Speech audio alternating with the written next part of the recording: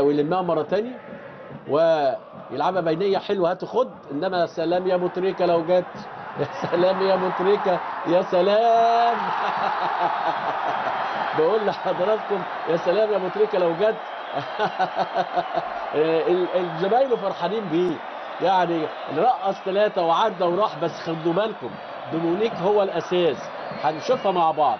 تمريره من دومونيك وبعدين فاصل من المهارات لابو تريكه، وهدف جميل قوي قوي للنادي الاهلي لابو تريكه في الدقيقه 41 من زمن الشوط الاول. او بص بص ادي يا سلام على الترقيصه، بص الحته دي ولا امير سعيد ولا الجن، وعلى طول يلعبها. وهدف جميل جميل جميل للنادي الاهلي لابو تريكه في الدقيقه 41.